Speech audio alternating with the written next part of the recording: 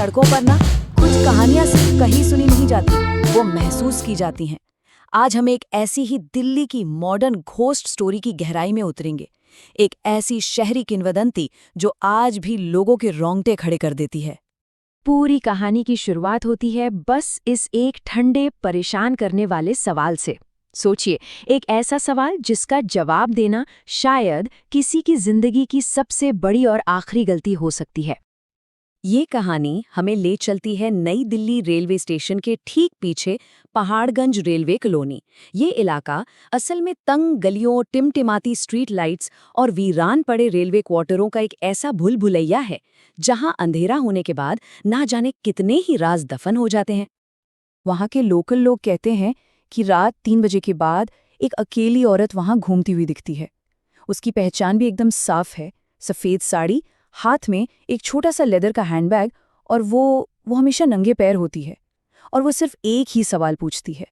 और देखिए, इस अजीब व गरीब मुठभेड़ का एक ही नियम है, जो लिखा तो कहीं नहीं है पर सब जानते हैं कि उसके सवाल का जवाब कभी कभी नहीं देना, क्योंकि ऐसा कहते हैं कि जिसने भी जवाब देने की हिम्मत की वो फिर कभी किसी को नहीं मिला, हमेशा के लिए गायब।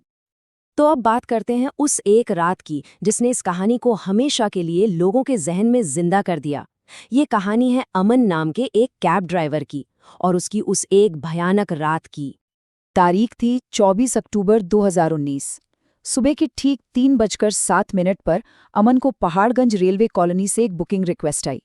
उसे अपनी माँ की चेतावनी भी याद आई, बेटा 3 बजे के बाद दिल्ली की रातें इंसानों की नहीं होती। पर काम तो काम है, उसने राइड एक्सेप्ट कर ली।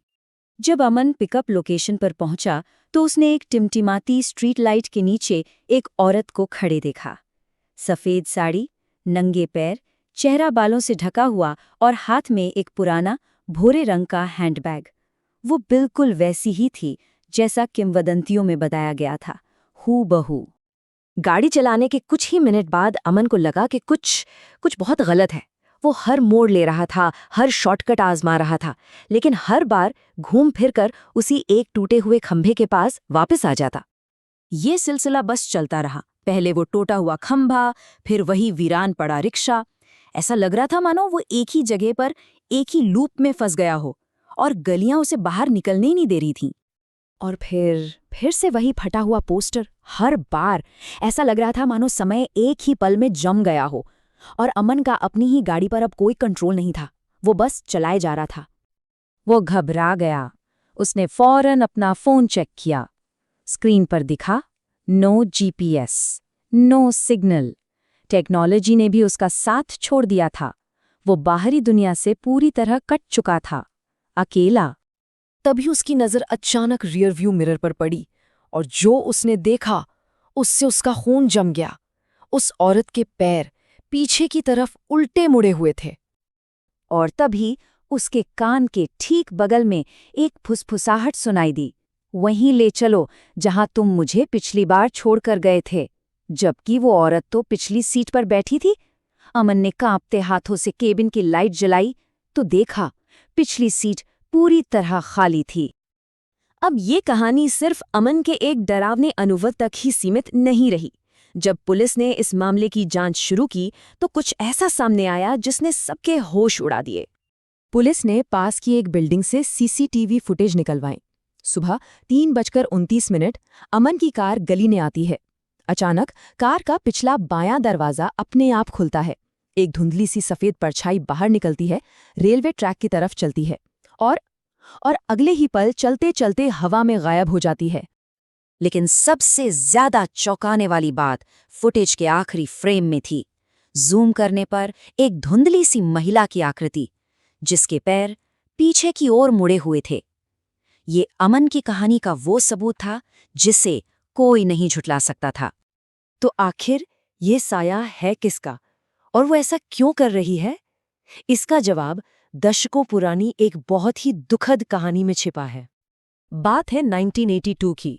दिवाली की भीड़ के दौरान लक्ष्मी नाम की एक महिला प्लेटफॉर्म नंबर 12 पर अपनी ट्रेन पकड़ने के लिए दौड़ रही थी। भागते भागते ट्रेन के चलते ही उसकी साड़ी दरवाजे में फंस गई। उसे कई मीटर तक घसीटा गया और बाद में उसका बुरी तरह टूटा हुआ शरीर पहाड़गंज कॉलोनी के पास मिला। लोग कहते हैं कि उसकी आत्मा आज भी वहीं भटक रही है, उसी ट्रेन को ढूंढ रही है जिसे वो कभी पकड़ नहीं पाई।